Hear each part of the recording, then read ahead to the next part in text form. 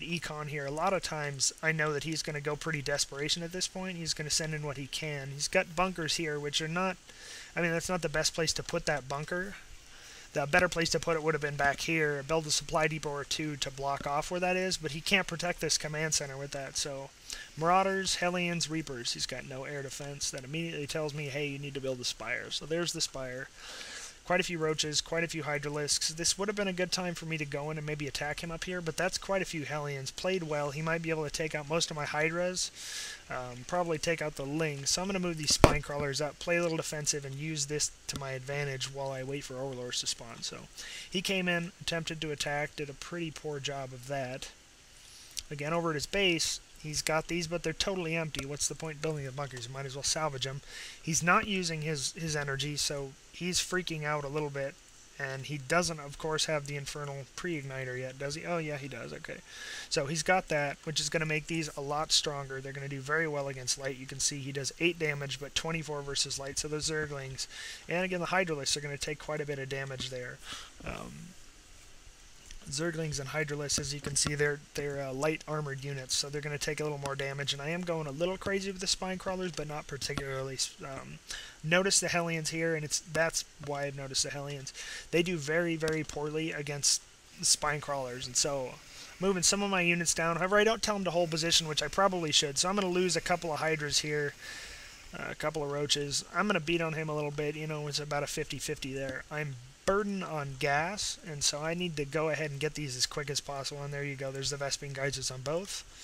I don't have enough drones here, and I'm probably getting close to having too many drones here because these minerals are going to start waiting out here soon, and I've got a little bit of energy that I should probably be using to make sure I get these creep tumors moved out, so I'll spread those out as best I can.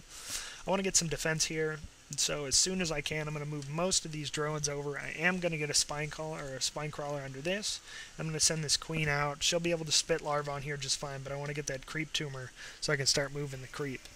He's got a massive amount of mules here, so you'll notice that his resources are very high, but he's not producing anything. He doesn't know what he wants to do. He's kind of nervous at this point, and it shows very heavily. So I've got quite a few Mutalisks. He does have the armory, and I'm guessing, yeah, here comes some Thors. He's got a pretty decent army here for going mech. Unfortunately, it's not going to work very well. He's got 2 factories and barracks and not a whole lot else. However, he did get his supply depot spread out a little more. So back to the base here, I've got Zerglings, Hydralisks, and Roaches. So I've got a pretty good counter for what he has, and quite a few Mutalisks. This would be a good time to send everything in, but I figure I'll go for Harass. I haven't seen any Thors yet. Last I saw, he had almost all ground units. So Thors are going to do AE damage versus the air units, and so they're going to hit these Hydralisks pretty hard. They're a lighter armored unit.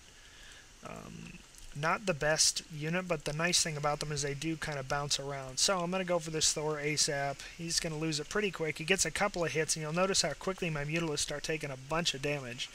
So I lost a couple of Mutas there. I'm going to go in here, and he does have some turrets, but I get this kind of crap excuse that he's got to go, and I'm lucky. But, however, I don't think anybody was lucky. He was probably lucky that he didn't stick around. So that was a decent thing to show how you counter with Reapers. You don't really need to be super effective with that when you have a large number of Zerglings, and that metabolic boost is very important to get early. So, thanks for watching. I'll have another game up soon.